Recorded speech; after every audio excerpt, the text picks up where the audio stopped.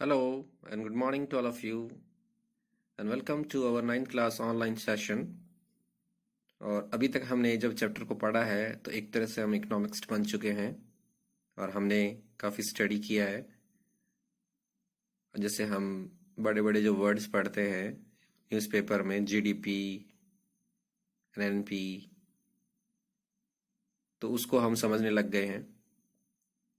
और अभी जैसे हमने एक डिफ़िकल्ट वर्ड जो पॉवर्टी लाइन था, जो हम राशनिंग में पढ़ते हैं, उसको हमने काफ़ी स्टडी कर लिया है और काफ़ी कुछ हम समझने लग गए होंगे। तो स्टूडेंट्स, आप लोग इंडियन इकोनॉमी को बहुत अच्छी तरह से समझ रहे हैं।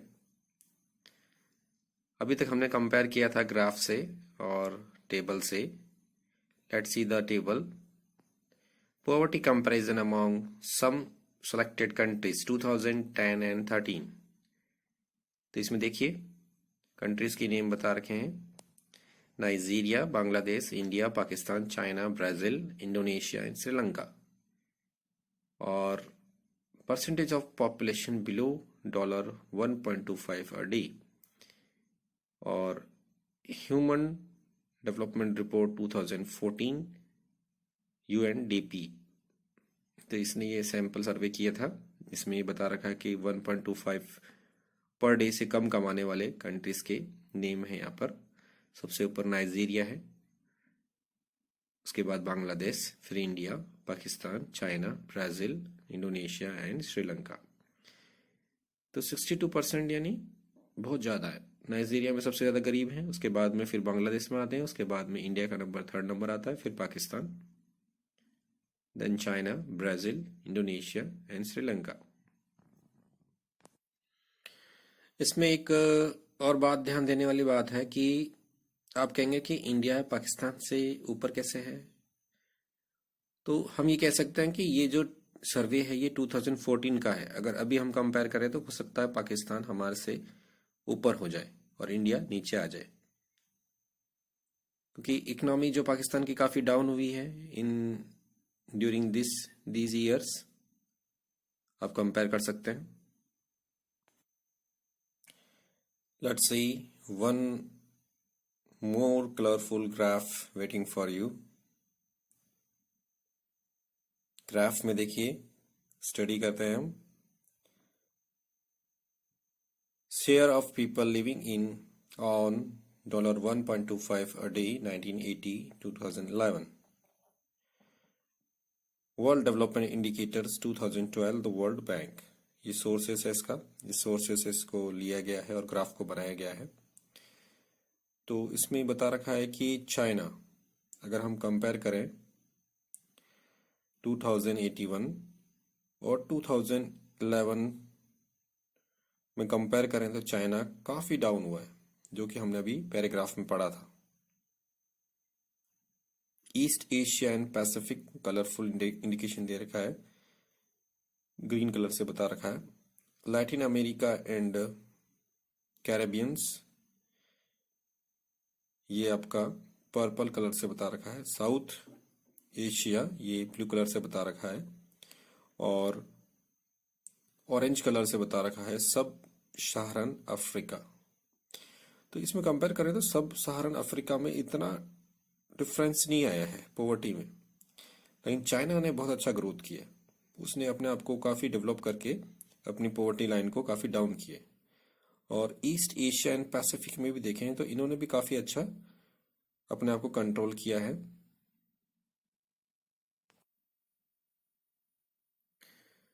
One more graph. बहुत ग्राफ पढ़ रहे हैं हम, थोड़ा सा डरना मत। ग्राफ से क्या होता है, हमारी स्टडी थोड़ा इजी हो जाता है। बहुत पैराग्राफ पढ़ लिए थे हमने अभी, अब थोड़ा सा हम डायग्राम्स देख रहे हैं, तो आप लोग बहुत अच्छे इकोनॉमिक्स बन जाएंगे और कभी अपने घर का बजट भी बहुत अच्छा चलाएंगे। Let's read. Number of poor by region $1.25 per day in millions. तो इसमें sub Saharan African, South Asia, East Asia and Pacific, China, तो इन्होंने कलरफुल इंडेक्स बताया है। और नंबर ऑफ पुअर पीपल्स के रूप में बताया इन्होंने। 1981 में कितने लोग थे और 2011 में कंपेयर किया है ईयर वाइज। तो आप देख सकते हैं सबसे जो अच्छा काम किया है चाइना ने, और सब में डिक्लाइन है, देख सकते हैं आप, इजी है, इतना हार्ड नहीं है graph.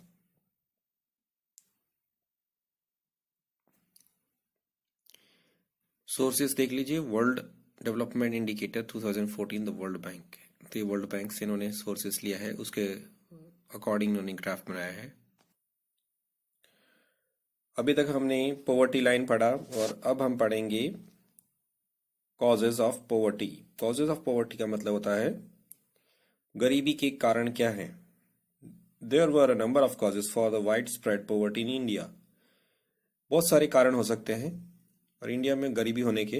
One historical reason is the low level of economic development under the British colonial administration. Again एक वर्ड आ रहा है बार बार, इकोनॉमिक डेवलपमेंट। इकोनॉमिक डेवलपमेंट क्या होता है? जैसे कि मैंने इकोनॉमिक को बताया था कि इकोनॉमिक के स्टडी का मतलब ये होता है मेनली कि आप लोग, ये सिर्फ ज़्यादातर मेनली रेफरेंस करता है मनीज को, पैसे को, पैसा कैसे ट्रांसफर हो रहा है, पैसा अर्निंग कैसे हो रहा है, इस सब के बारे में डिस्कस करता है। तो इकोनॉमिक डेवलपमेंट का सीधा सीधा मतलब ये है कि आप अपनी कंट्री के लिए कैसा पैसा कमा रहे हैं। फॉर एग्जाम्पल इंडस्ट्रीज होती हैं तो वो इनकम करती हैं और उसी इनकम से लोगों के पास पैसा आता है। तो सीधा सा है, हिस्ट्री में आपने देखा है कि ब्रिटिश लोगों ने इकोनॉमिक डेवलपमेंट को काफ़ी डाउन कर दिया था इंडिया के। उन्होंने हमारी फैक्ट्रीज को बढ़ने नहीं दिया, सिर्फ अपना ही पैसा कमाते रहे, प्रॉफिट कमाते रहे, तो ये भी एक रीज़न है। तो policies of the colonial government ruined traditional handicraft and discouraged development of industries like textile। तो उसका रीज़न यही है कि उन्होंने हमारे जो हैंडीक्राफ्ट थी उनको काफ़ी कुछ नुकसान पहुंचाया, उनको काफ़ी ख़त्म कर दिया उन्होंने, और इंडस्ट्रीज़ को भी बढ़ने नहीं दिया, textile industries. The low rate of the growth persisted until the 1980s, और इस वजह से हमारी जो ग्रोथ रेट थी वो काफ़ी डाउन रही। This resulted in less job opportunities and low growth rate of income. इससे क्या हुआ कि जॉब हमारे पास कम हो गई और इनकम रेट कम हो गई, यानी लोगों के पास में जॉब नहीं है तो इनकम भी नहीं है। This was accompanied by a high growth rate of population. और इसको अगर हम कंपेयर करें तो एक जो हमारा ग्रोथ रेट था, पॉपुलेशन बढ़ने के कारण से भी ऐसा हो गया कि हम अपनी पॉपुलेशन के अकॉर्डिंग जॉब्स क्रिएट नहीं कर पाए। तो to combine to make the growth rate of per capital very low. अगर हम देखें तो पर कैपिटल इनकम बहुत कम हो गई हमारे पास में। The failure of at both the front, promotion of economic growth and population control, perpetuated the cycle of poverty. अगर हम यहाँ देखें कि हम क्या हो गए, फेल हो गए किस पोर्शन पे, कि हमने इकोनॉमिक ग्रोथ को भी बढ़ा नहीं पाए और पॉपुलेशन को भी कंट्रोल नहीं कर पाए। इस वजह से जो गरीबी है वो लगातार बढ़ती गई। तो ऐसा ही हम एक स्मॉल फैमिली में भी कर सकते हैं। अगर हम अपने इनकम सोर्स को नहीं बढ़ाएंगे तो क्या होगा, हम धीरे धीरे गरीब होते जाएंगे। तो इसलिए इनकम सोर्स को बढ़ाना बहुत ज़रूरी है। तो इकोनॉमिक्स का सबसे इम्पॉर्टेंट पार्ट है डियर स्टूडेंट्स, ये सोचना है इनकम हमेशा बढ़ती रहनी चाहिए और एक्सपेंडिचर्स कंट्रोल में होने चाहिए। सिंपल सा मेथड है अपने आप को सेफ रखने का। इनकम बढ़ेगा और एक्सपेंडिचर्स को कंट्रोल करेंगे तो डेफिनेटली आप लोग ग्रोथ करेंगे। With the spread of the irrigation and the green revolution, many jobs opportunities were created in agriculture sector, but the effect were limited to some part of the India। जिस तरह से irrigation method बढ़े, green revolution हुआ, उससे agriculture sector काफी बड़ा है, लेकिन यह भी एक लिमिटेड पार्ट में ही बड़ा है इंडिया में। The industry both in the public and the private sector did provide some jobs. Industries जो बोथ हम मान लें कि प्राइवेट और पब्लिक सेक्टर में, तो उन्होंने कुछ जॉब्स तो दिए हैं, but these were not enough to absorb all the job seekers. लेकिन जितने भी हमारे जो जॉब पाना चाहते हैं उनको ये सेटिस्फाई नहीं कर पाया है, यानी सबको जॉब नहीं मिला है। Unable to find proper job in cities, many people started working as a rickshaw pullers, vendors, construction workers, domestic servant, etc. अगर आप देखें तो बहुत सारे जो लोग हैं उन लोगों को सही जॉब नहीं मिल पाया उनकी क्वालिटी के अकॉर्डिंग, इस वजह से वो लोग क्या कर रहे हैं, रिक्शा शो यानी रिक्शा चलाने लग गए हैं, ठेला चलाने लग गए हैं और कुछ कंस्ट्रक्शन वर्क करने लग गए हैं और डोमेस्टिक सर्वेंट्स भी बन गए हैं। With the irregular small income, these people could not afford expensive houses. इनके पास में पैसा बहुत कम है, इस वजह से ये लोग अच्छा घर नहीं खरीद पाते हैं, अच्छे घर में नहीं रह पाते हैं। They started living in slums on the outskirts of the cities, and the problems of poverty, largely a rural phenomenon, also become the feature of the urban sector. अगर हम देखें तो ये लोग, इनके पास में अच्छा घर नहीं होता तो क्या करते हैं, स्लम्स में रहना चालू कर देते हैं, जैसे कि हम मेट्रोपॉलिटन सिटीज में देख सकते हैं। जैसे फॉर एग्जांपल कह सकते हैं हम दिल्ली है, मुंबई है, कलकत्ता है, तो यहाँ पर आप देख सकते हैं जिनको पास अगर जॉब भी मिलता है तो इतना अच्छा जॉब नहीं मिल पाता तो घर नहीं खरीद पाते और वो स्लम्स एरिया में रहते हैं। मैंने पहले भी एक पिक्चर का एग्जांपल दिया था आपको, स्लम डॉग्स मिलेनियम, तो उसमें आपने देखा होगा कंडीशंस कैसी रहती है इंडिया में और ये बहुत ही प्रॉब्लम फेस करते हैं। Another feature of high poverty rates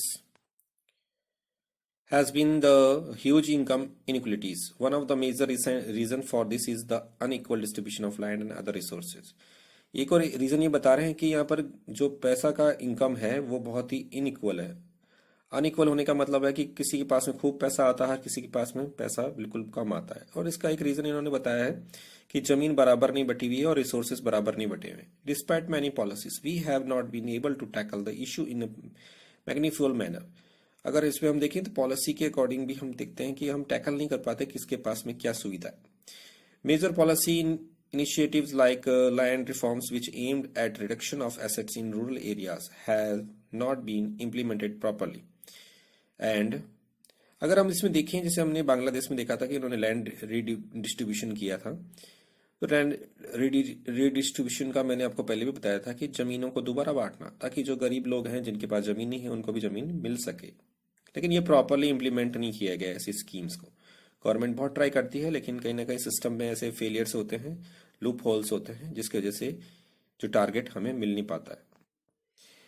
effectively by most of the states, government, since lack of land resources has been one of the major causes of the poverty in India. Proper implementation of policy could have improved the life of the millions of rural poor. Same reason यही बताया कि बहुत सारे states अपने effectively government schemes को follow नहीं कर पाते हैं। जैसे उनके पास में ज़मीन नहीं होता तो वो इंडस्ट्रीज नहीं बना पाते हैं और जो पॉलिसी वो बनाते हैं वो प्रॉपरली उसको लागू नहीं करते हैं, इससे इम्प्रूवमेंट नहीं हो पाता गरीबी में। Many other socio cultural and economic factors also are responsible for poverty in order to fulfil social obligations and observe religious ceremonies. People in India, including the very poor, spend a lot of money. तो यहाँ बता रहे हैं बहुत सारे social कारण भी हैं, इकोनॉमिक फैक्टर्स भी हैं। सोशल कारण में हम देख सकते हैं कि जैसे मृत्यु भोज यानी मरने के बाद में जो भोजन करवाते हैं पूरे गांवों को, तो गरीब इंसान कर नहीं पाता है, या शादी ब्याह भी कह सकते हैं। शादी ब्याह में भी आप देख सकते हैं कि बेचारे गरीब को अपनी मतलब जो भी शादी करते हैं तो उनके लिए पैसा बहुत लोन लेना पड़ता है और वो चुका नहीं पाते हैं तो गरीब होते जाते हैं। Small farmers need money to buy agriculture inputs like seeds, fertiliser, pesticide etcetera. गरीब किसान को अपने खेत को मेंटेन करने के लिए बहुत सारा पैसा उधार लेना पड़ता है और वो उसको सही से स्पेंड नहीं कर पाता और वापस से रिफंड नहीं कर पाता और रिकवरी नहीं कर पाता। Since poor people hardly have any savings, गरीब लोगों के पास में कोई भी सेविंग्स नहीं होता। They borrow unable to repay because of poverty, और वो अपनी सेविंग्स नहीं होने के कारण से उन्हें क्या करना पड़ता है, उधार लेना पड़ता है और इस वजह से उनके पास में गरीबी रहती है। They become victims of indebtedness. Indebtedness का मतलब होता है कर्ज में डूब जाते हैं। So the high level of indebtedness in is both the causes of the effect of poverty, और बहुत ज्यादा गरीबी होने के कारण से, बहुत ज्यादा कर्ज के अंदर डूबने से वो गरीब हो जाते हैं। Some questions. Poverty is a curse upon humanity. Analysis the statement. Statement के ऊपर भी क्वेश्चंस आ जाते हैं, तो इसमें पूछा गया है poverty is a cause because most of the poor people live with the sense of helplessness. जितने भी गरीब लोग होते हैं तो उन्हें कहीं से हेल्प नहीं मिलती है तो बिल्कुल ही हेल्पलेस महसूस करते हैं, बिल्कुल मजबूर हो जाते हैं। सेकंड पॉइंट है poor people are debarred from the basic necessities of life, good health, drinking water. इसमें उन्होंने बोला कि जो गरीब लोग होते हैं उन्हें बेसिक नीड्स से दूर रहते हैं, जैसे कि अच्छा स्वास्थ्य, उनका शरीर सही नहीं हो पाता, ड्रिंकिंग वाटर, अच्छा पानी नहीं मिल पाता उनको पीने के लिए। थर्ड पॉइंट है poor people are in a situation in which they are ill treated at almost every place, in farms, factories, government office, hospitals, railway station etcetera. तो ये देख सकते हैं कि हर जगह उनके साथ अच्छा व्यवहार नहीं होता, और एग्जाम्पल दे रखा है, हर जगह देख सकते हैं फैक्ट्रीज, गवर्नमेंट ऑफिस में। So students, I am going to wind up this video. I hope you all like these videos and it helped to understand the topic. So God bless you and bye.